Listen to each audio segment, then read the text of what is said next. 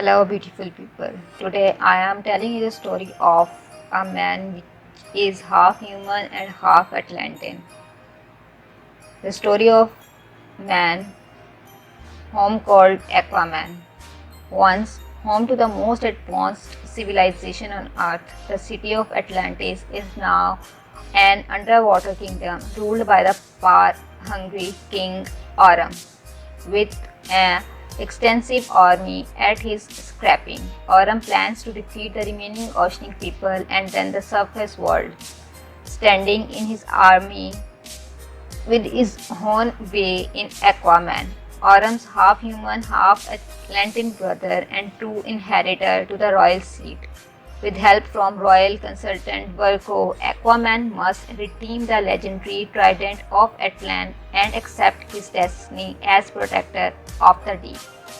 Aquaman premiered in London on November 26, 2018 and was released in the United States on December 21. Arthur Curry, the human-born inheritor to the underwater kingdom of Atlantis, goes on a pursuit to prevent a war between the worlds of ocean and land. At any moment, anybody asks me what Aquaman is like. I mention an early scene where opposing Atlantean forces opposed and discussed the kingdom's future. One side tried armored seashores that nika, the other rides armored sharks that scorch. Aquaman is as concerned with scientific accuracy as SpongeBob SquarePants. It takes part and ability to be as diverting as this movie about a half-human, half-Atlantic prince who's known on land as Arthur Curry. Without patronage to the material.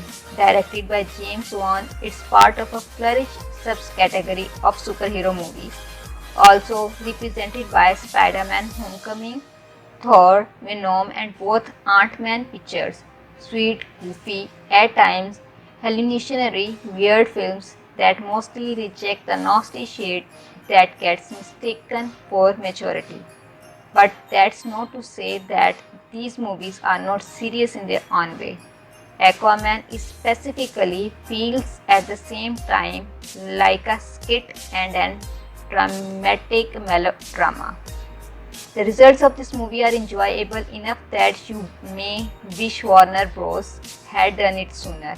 While it's not promoted as much, this is an cradle story positioning Arthur was as a grudging hero, as created by screenwriters David Lacy, Johnson McGoldrick and Will Beall, adapting Mort Wiesinger and Paul Norris source.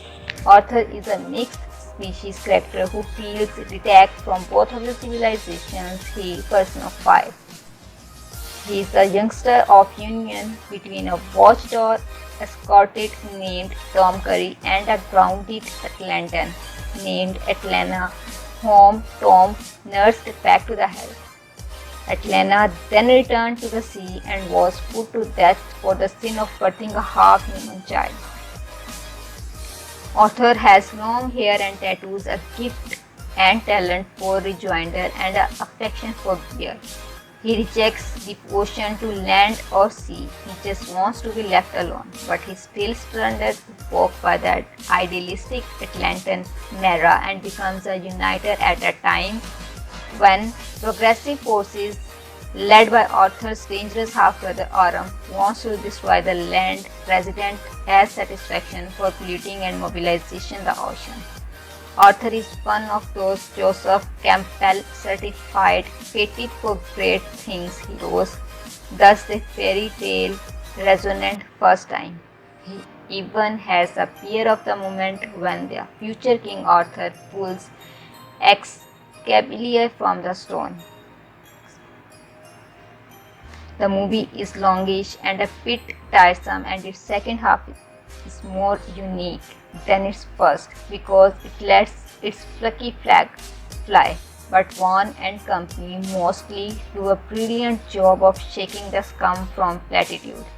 Rather than get bogged down in plot, particularly, they concentrate on the performances, production, design, costumes, the look, the feel, the vibe.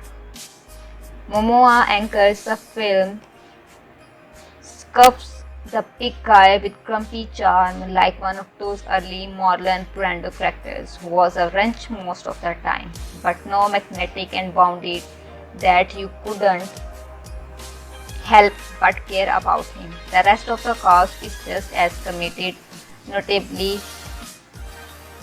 Arthur Curry, half human, half Atlantean, goes on a trip of a lifetime. Not only does this adventure compel him to come to terms with his real identity, but it also forces him to discover whether he is entirely worthy of fulfilling his own destiny, becoming a king.